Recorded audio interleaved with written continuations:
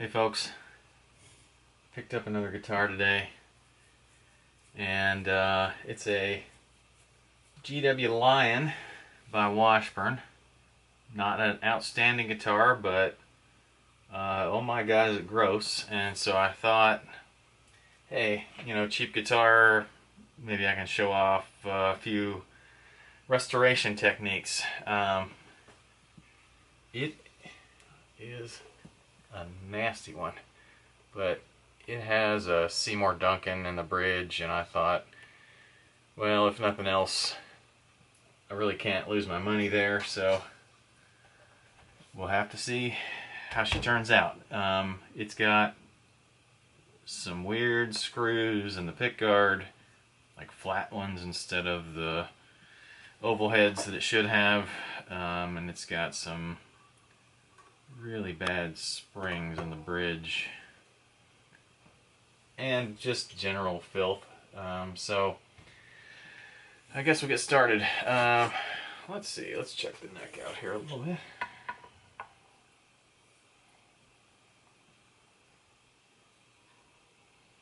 The action's pretty good on it. The neck relief looks pretty good.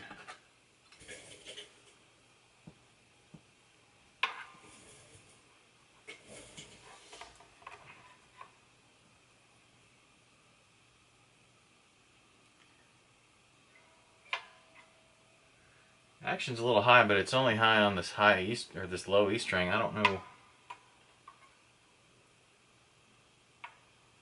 Well, it's high on the ends and fine in the middle. It's about 60 thousandths in the middle. It gets up to like 75 or 80 on the ends. But I don't suspect any neck issues at all. I don't know who did this bird's nest of a mess. Anyway, I'm going to start tearing on it and we'll see what happens.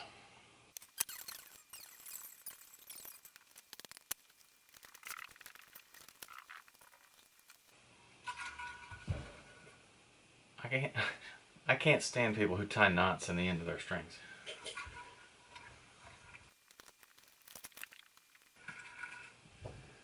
Somebody's going to see me struggling with this and say, oh, that's exactly why I tie knots in the end of my strings, because they're more secure that way. And maybe that's true, especially with these crappy tuners, but I bet you replacing these tuners would have made much more of a difference than tying knots in these stupid strings. I'm sure if anybody ever watches this video, I'm going to get the comments about the knots. This one's so bad I gotta cut into it.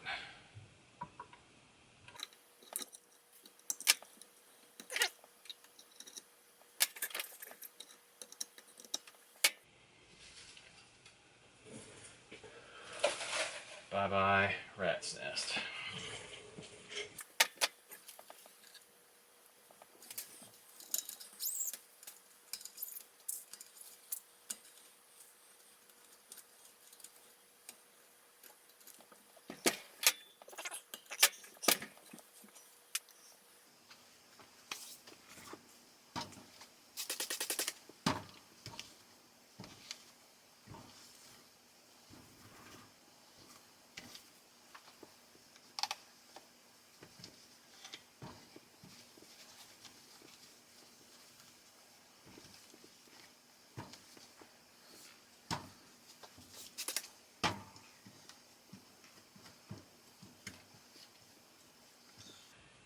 On a poly finish guitar like this, polyester or urethane or whatever they are,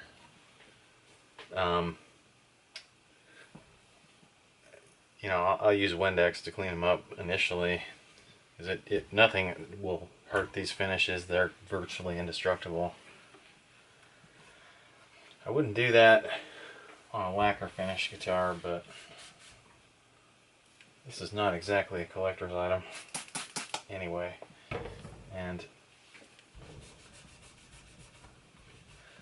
I don't think anybody's gonna mind how I clean this thing up because it's so gross. Just smells like cigarettes.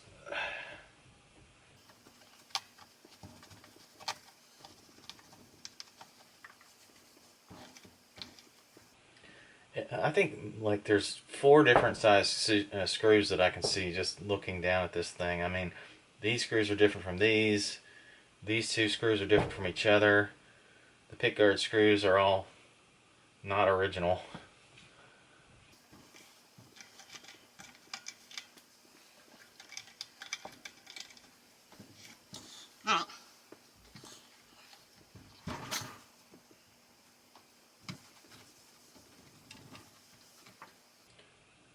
Surprisingly, there's not a lot of dents on the back of this neck.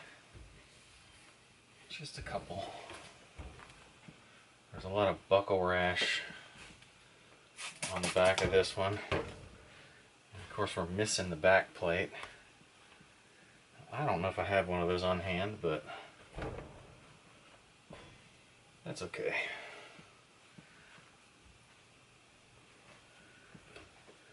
There's a nice ding with a crack back here in the back corner. And since it has that, I'll be able to show you how I repair those. And I can tell the finish is pretty thick. It's not as thick as some of the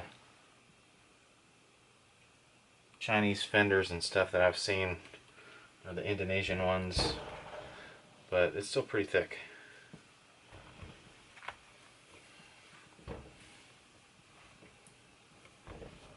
I don't know when this guitar was made. I'm thinking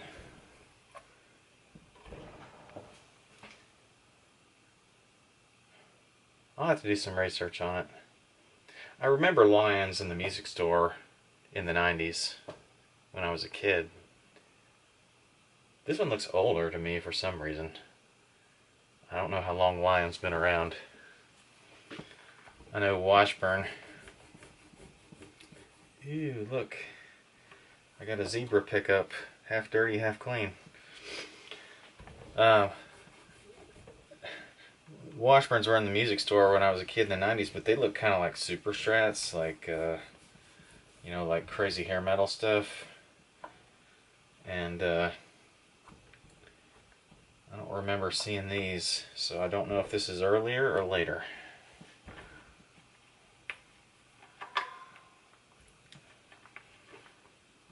I mean, even if it was early 2000s, I guess, somebody could have gotten it this gross.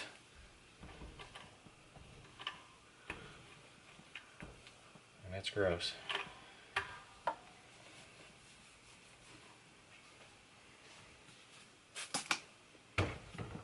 I really can't wait to see what kind of pickup that is. If it's really a Duncan or if it's just hiding under a Duncan cover. And even then, there's a bunch of different models of Duncans.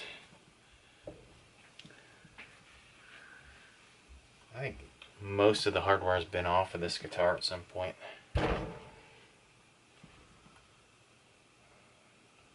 There's no felt washer under the top string, sorry, not string, the top strap button. The bottom strap button's loose.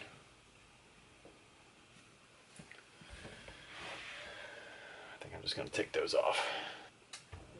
The hardware on this guitar is what I was talking about. The strap buttons, I'm going to go ahead and take those off. I'm going to take the pick guard off. I may mess with the neck a little bit, taking the tuners and whatnot off and put them back on. I'm just going to kind of give everything kind of a clean up and polish, see where we land. But I want to get a lot of this hardware off so that we can buff out the body, and I can show you some tricks on that. Everything's in pretty good shape in terms of playability. I don't know about the bridge adjustment yet. I may mess with that a little bit, but I'll get started on all of that.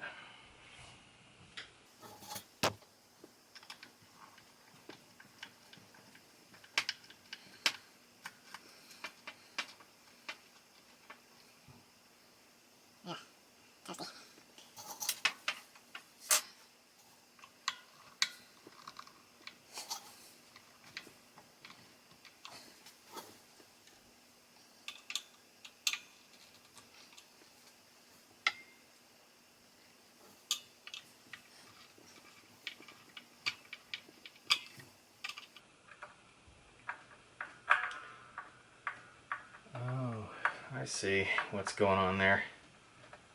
Found another size screw.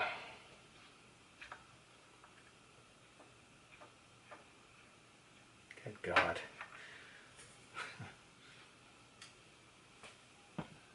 Somebody thought it'd be a good idea to put a monster screw instead of the original screw for the strap button because, you know, if your hole gets bigger, just use a bigger screw. That's not the way, people.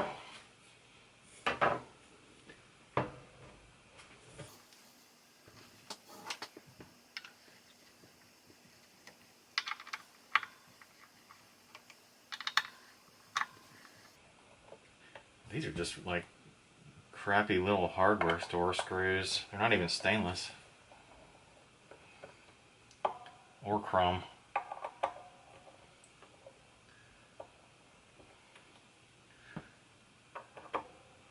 I mean, I guess if you're just like, you've got a beat around guitar and you just want to, you know, set it beside the couch and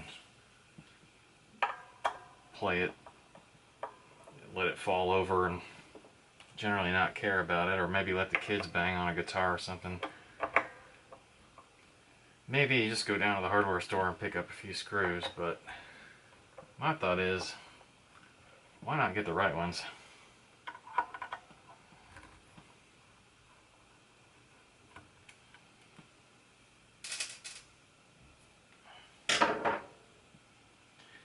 Moment of truth on this pickup.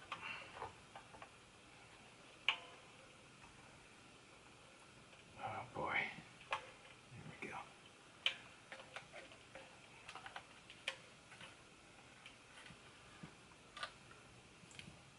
My camera keeps cutting off. I don't know why. Anyway, we found a nice Seymour Duncan Strat Stack Plus pickup in here, so I'm happy about that. The wiring leaves a little bit to be desired. Hopefully I can clean that up a bit. These two pickups are obviously original and don't look too bad. These mini pots, I've always said that I hate those. Looks like the capacitor is a 047 and the pots are 250K. Not sure what I'll do with that yet. I may change that cap to a 022. This wiring is really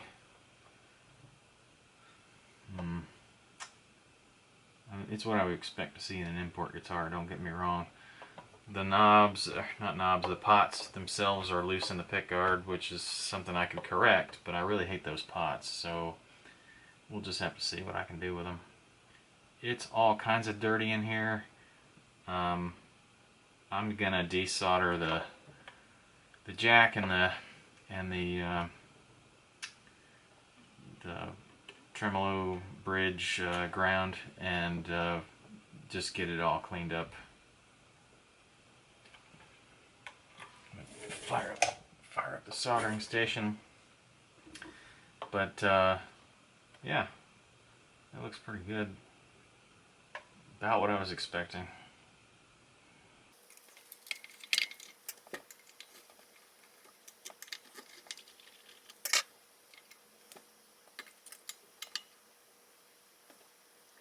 That's not a Switchcraft jack, but it's actually pretty thick metal. I'm glad to see that. It looks like maybe a Chinese 1/4-inch jack, but it's really thick, so I'll probably leave that alone. I tend to change everything to Switchcraft jacks. I keep a ton of them around just in case, but anyway, the switch itself doesn't look too bad. It's at least mechanical, and it's got you know, really decent spring in it. I'm not sure about the contacts, but I can clean those up, and at least it looks like it's copper or brass, so that's good.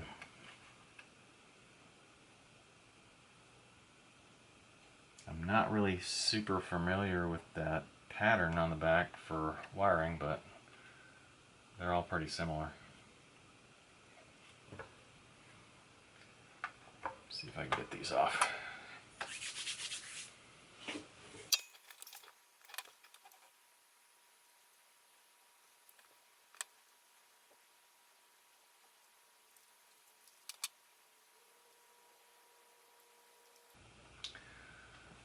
Sometimes, in order to desolder something, I find myself having to add solder to transfer the heat.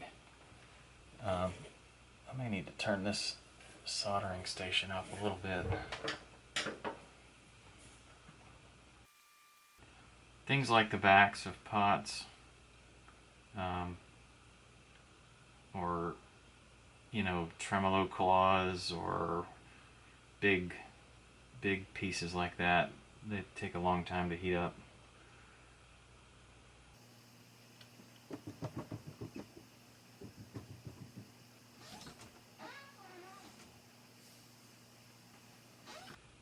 just discovered an issue with my camera, and apparently it overheats, so that's not good. Anyway, that's what we're dealing with. I don't know what kind of wiring job that is.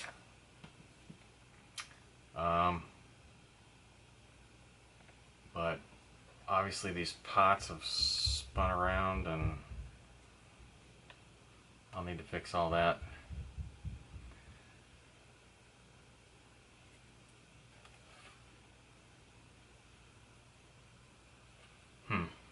Alright, well, I'm going to put this aside, and I'm going to keep attacking the body for the moment. It's definitely plywood. You can see the stacked layers inside there. So that's not unexpected, but I was kind of hoping it was maybe a little better quality than that, but it's not.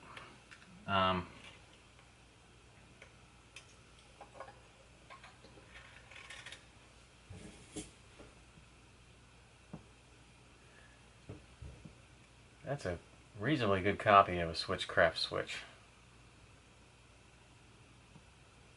Not switch, jack.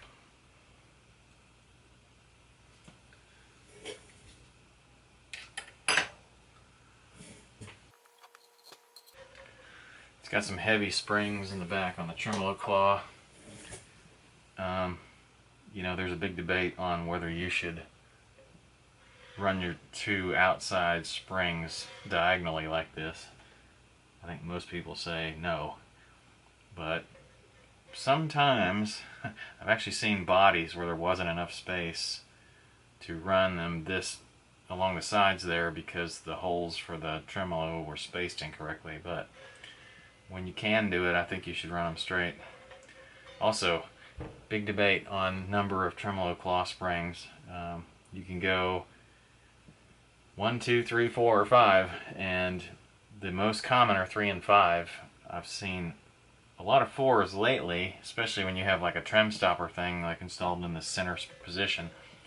But yeah, it's a big debate. I mean, obviously the fewer springs you have, the more work they're doing. And a lot of people claim if you run 5, it's the ultimate in stability. But I don't know.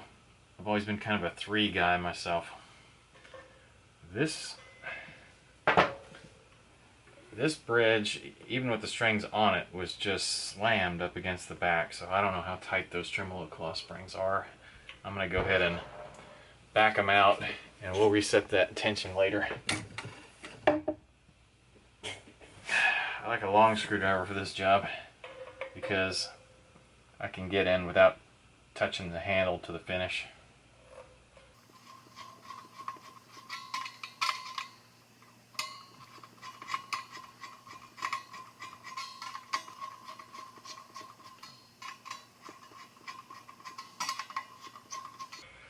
tremolo spring screws or claw screws are usually at least 2 inches long, so you know, you don't want to just take one out then the other. You want to back them each out individually. Try to keep the claw parallel to the back of the hole, the back of the route, or parallel to the bridge, however you want to think about it.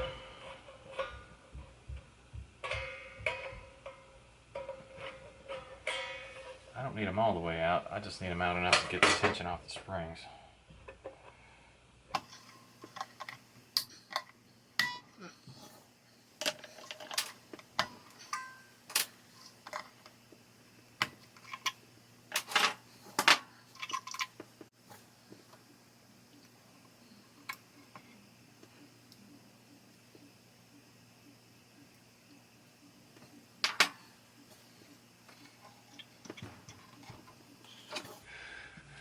I'm just going to take everything out. We'll turn this video into a complete teardown and rebuild.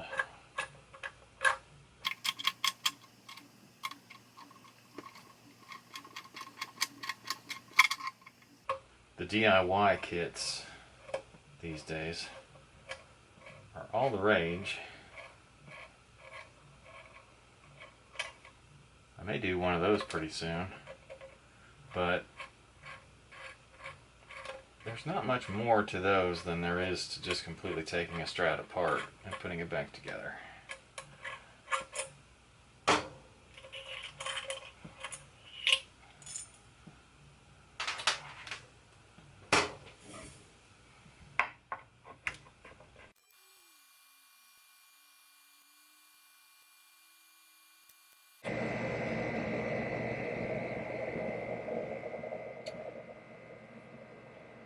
Man, that is heavy.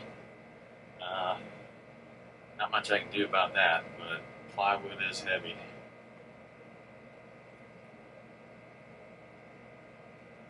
I guess I wonder if the plywood trend is why they started making these bodies about 1/8 of an inch thinner than a standard fender.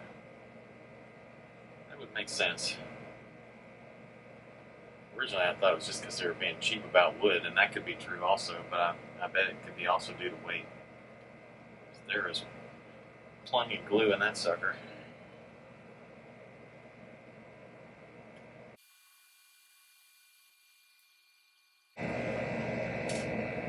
So these tuners are, I can tell, the vintage style tuners that don't have a nut on the top that sandwiches them to the headstock. Just an older design.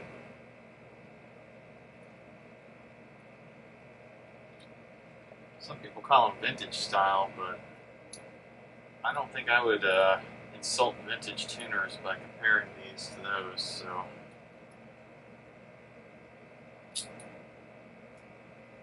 there is nothing special about these. They're just a worm gear and a cheap little cover.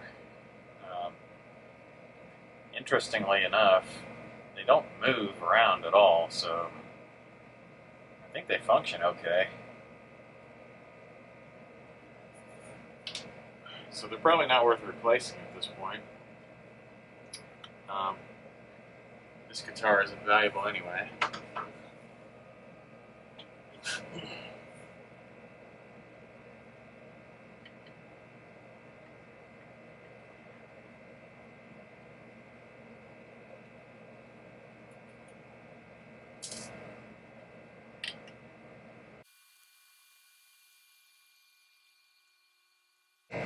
We're all stripped down. This bullet truss rod is interesting. It reminds me of like a 70s Fender, but obviously on a cheaper neck.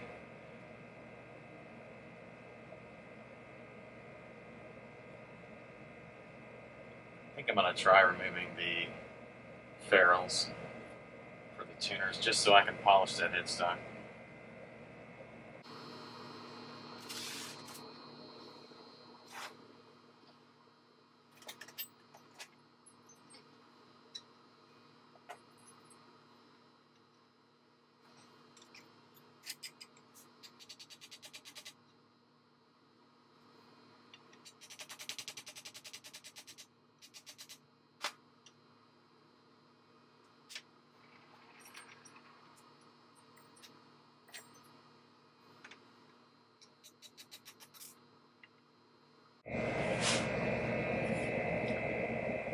Okay, I got the ferrules out. Sorry my camera cut out again, but all you do to get something like that out is to find yourself a punch or even a bolt that's the same size as the hole, and then catch the edge of the ferrule, put the headstock upside down, and then bang them out. But basically, and when I say the same size as the hole, I mean the hole in the wood, not the hole in the ferrule. But basically, I'm all cleaned up. I'll be able to polish this, touch up a few of these little dings along the edges.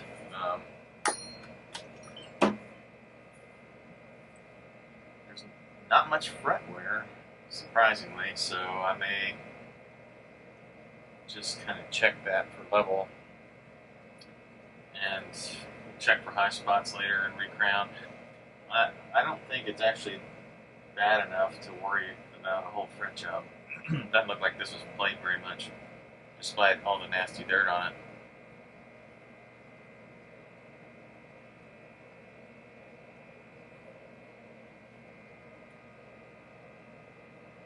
That's just such an interesting looking truss rod area. I can see the truss rod nut.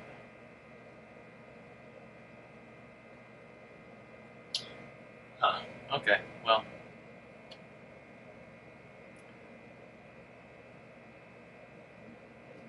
I guess I'll attack the electronics next. If you've ever wondered how to get these Strat knobs off, they're just a press fit, but you can really tear your pick guard up if you're trying to remove them, especially depending on how close they are. What I like to do is get a little tape on either side of a knob, and then I'll just get myself a thin putty knife and just try to get under them. And you can kind of work them up a little bit on each side and turn the knob as they're coming off and kind of get an even pressure. Now there's other tools that I've seen, and this is an auto body tool that I've used sometimes to kind of try to wedge under there and pry it up a little bit. That works pretty well too.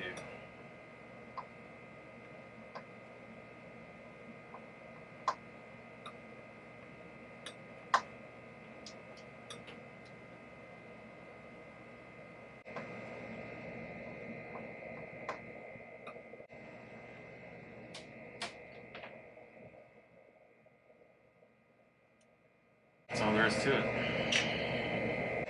Okay, now before you can take the pots out, you gotta get all the wiring out. You're probably wondering what I'm doing, but I'm gonna go ahead and take everything off this pick guard so that I can try to polish this mess out right here, whatever that is. It's a lot of picking and a lot of green goo, so I'm gonna polish it out just enough to where I get rid of the green tinge. Maybe get some of these light scratches off.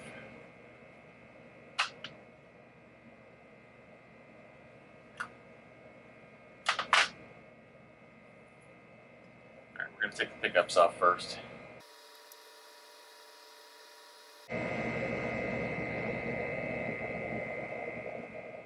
All that smoke is from that rosin and that rosin core solder. I'm sure that stuff is not good for you.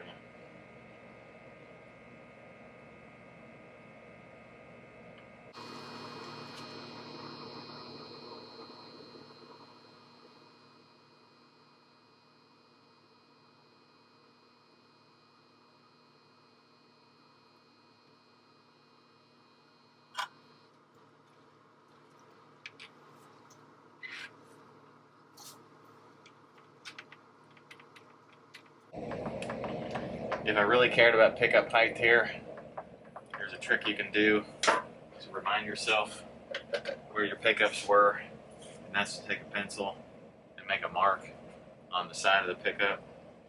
That'll let you get the pickup set back where it was. If you care about your pickup covers too much and you don't want to make a mark on them, you can slide a piece of masking tape down next to the pickup if you have enough space and make a mark on that. Or you can just place the edge of the masking tape where the edge of the pickup was and line it up that way. But somebody's been in here monkeying around, and I know how to set pickup height, so I don't particularly care.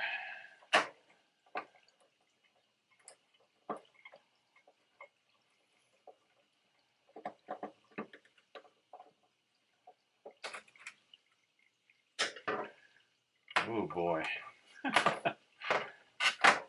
Somebody put humbucker screws on these. I hate that. That's way more humbucker springs, I should have said. That's way more spring than you need.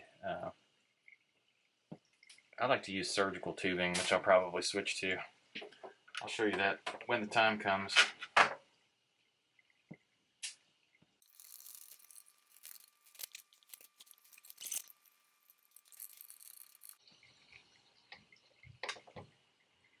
These screws are all wrong. You should be able to move a pickup screw in the pickguard without threads catching in the plastic of the pickguard. If you can't do that, I don't know how your height adjustment is supposed to work. Oh boy. That spring shot out somewhere.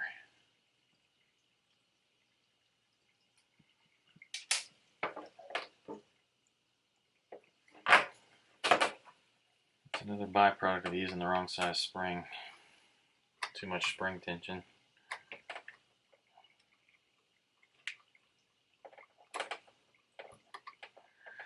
Look how far I've got this. Oh hey, the spring showed up. Look how far I've got this out. This thing will not move up and down in that hole at all on that side. Like no matter what, where I set that screw, you can't change the pickup height if the screw's catching in the pickguard. I guess they just picked their height right off the bat and never changed it. I don't know what they did.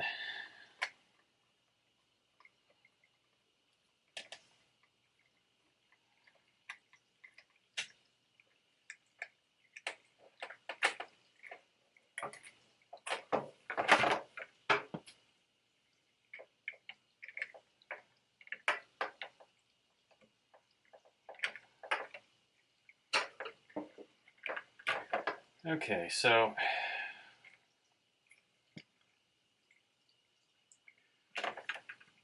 there's a couple of ways to address that. Let me get these out of the way.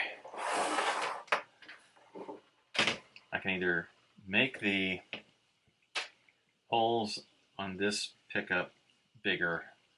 I can change the pickup out and not use that Seymour Duncan, or I can use a smaller screw. But because the Duncans seem to require that size screw, they've got this ferrule in there that is only going to accept the one size screw. Because they're like that, I think I'm stuck with that size screw. So if I leave that pickup in here, I will make that hole bigger. But I'm not totally set on leaving that pickup in there yet. Okay, last of the wiring.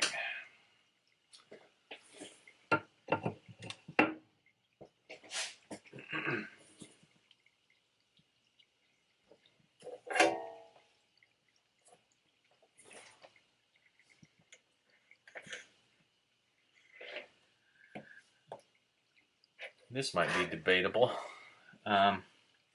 See this wire that runs, this black wire that runs between each pot? So it's grounding the back of each one of these pots is what it's doing. My debate with this has always been, if you have a shielded pickguard, then your pots are grounded together through the shielding on the pickguard. I suppose if they get loose, then that's not true. But if they get loose, you'll have a different problem, and your knobs won't work very well because your pots will be moving around. But it's always been a debate of mine whether or not that creates a loop in the grounding. So I think it does. I think you know, you should either not have the shielding right under the pots, or you should not use this ground wire. But you know what? If you have a comment on that, I'd love to hear it.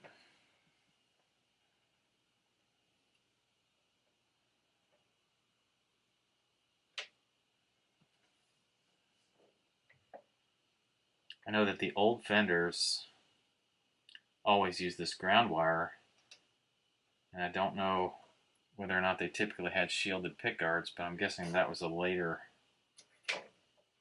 addition to the Strat. And I've seen plenty of guitars do this. I note that Gibsons don't do it. Gibsons don't have an extra ground wire whenever there's a shielding plate connecting the pots together.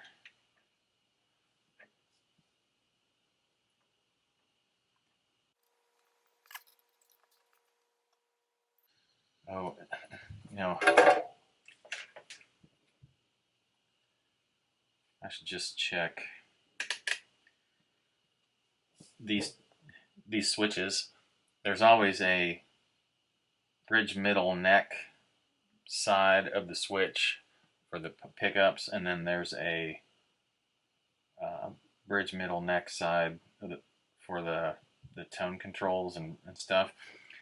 And this center one is a common one, and that always goes to your volume. But what I need to check is just to see which one of these positions the tone controls are for.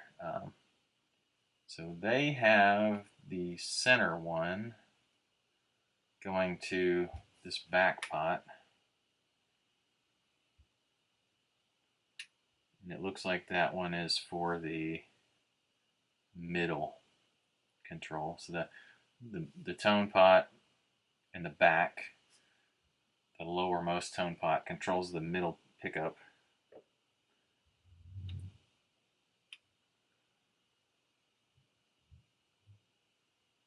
The bridge does not have a tone control.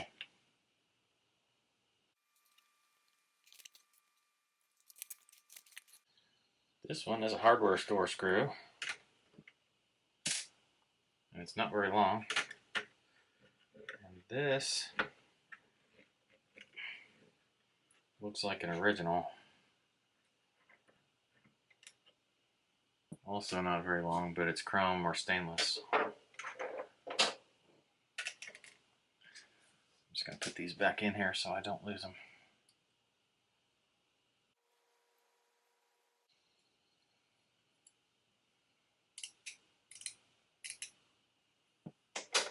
It's a way better switch than a lot of the imports I've looked at.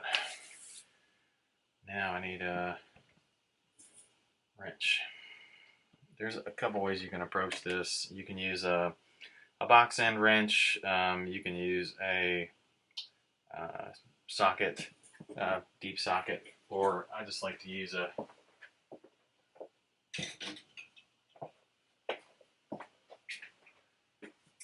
regular open adjustable wrench.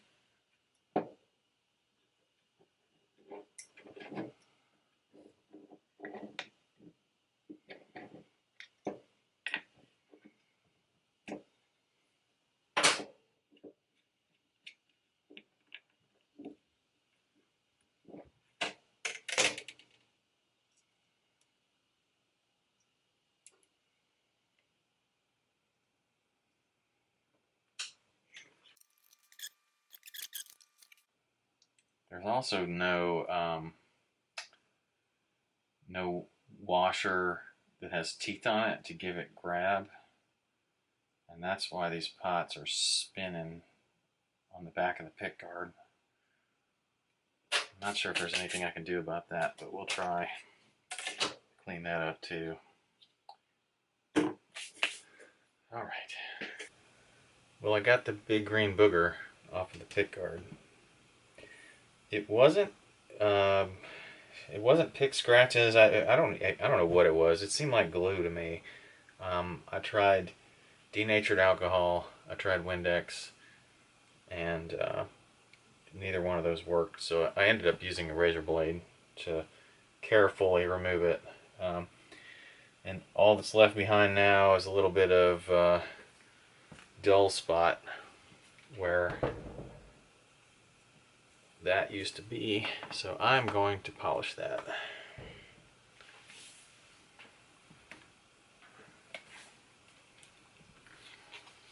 Use whatever you like. I find that this Meguiar's Scratch X stuff works pretty well on plastic.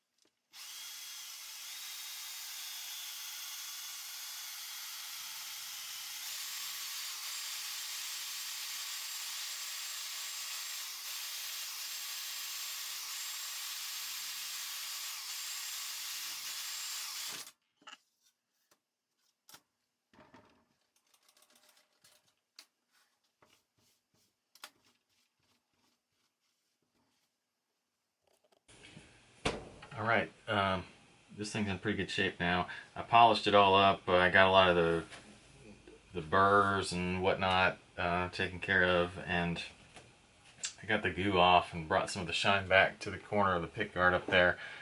Something I do occasionally do is take an X-Acto knife and just take some of the flashing off of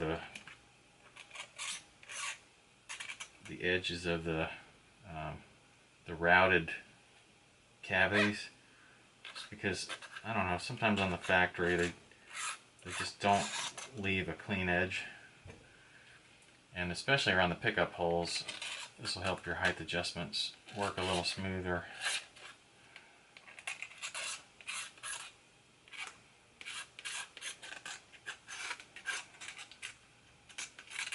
You could also take a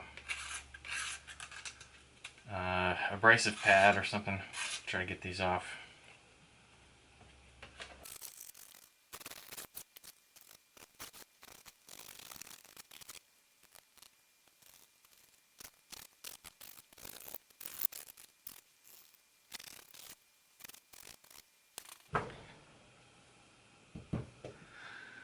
So there's some flash. So will anyone ever know I did that? No. Is it crazy and OCD? Maybe. But it makes me feel better.